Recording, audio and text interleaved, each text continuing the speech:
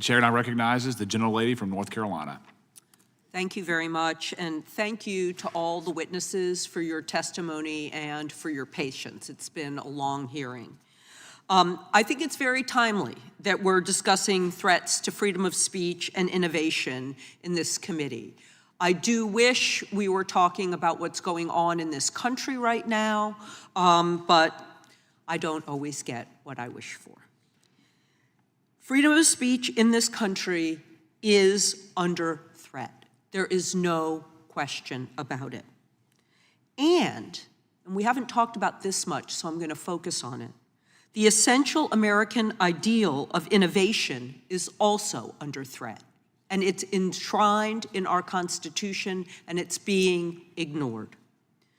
The gravest threats to speech and innovation are coming not from our democratic European allies, but from the authoritarian and unconstitutional actions of the Trump administration.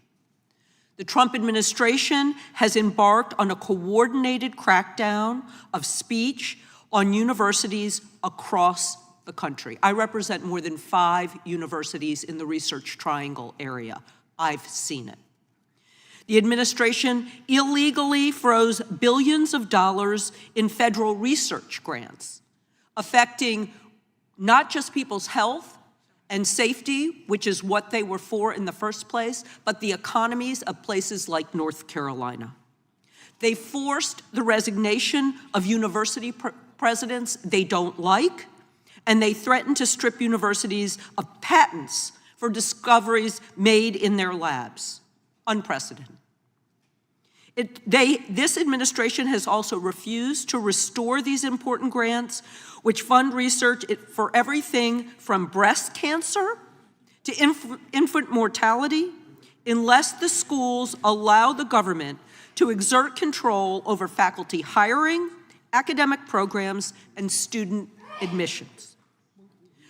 Professor Kaye, how have the Trump administration's attacks on our nation's preeminent research universities harmed the ability to innovate? I think that's an excellent question. and we've seen it across the board, these attacks on universities. And if we think about universities, and there is a connection here to freedom of speech, if we think of our universities as the principal engine for the generation of knowledge and the generation of ideas, basically innovation in our country, the administration is going after them in all the ways that you described. And it goes after them not only by withholding grants that have already been awarded, it's also going after them in the context of seeking to shape what the research is, what's actually being taught in the classroom. Those are, I think, very significant interferences with the potential for innovation in our country. Well, thank you for that. And now to get to the tech issues, because that's kind of underlying what's going on. This hearing is supposed to be about Europe's threat to big tech companies, but I'd like you to speak about the threat of big tech companies and the AI models that they're creating on intellectual property rights, many of which are protected more strongly in Europe than they are here. How have AI models that scrape everything that they can, whether copyrighted or not, impacted innovation and even our newspapers, which are having to sue for the copyright for the content that they create? Well, I think this is as you know, a pretty complicated area.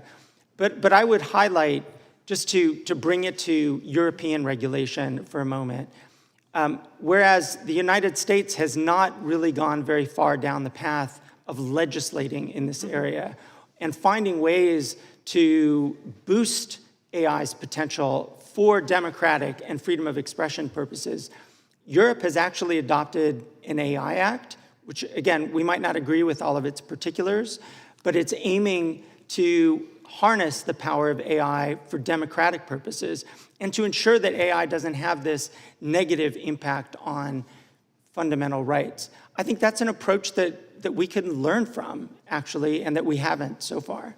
And I want to just, because I know I only have a second left, I really want to give a lot of credit to Congressman Issa, because he has been having excellent hearings on this very issue, but unfortunately, the larger Judiciary Committee has taken no action.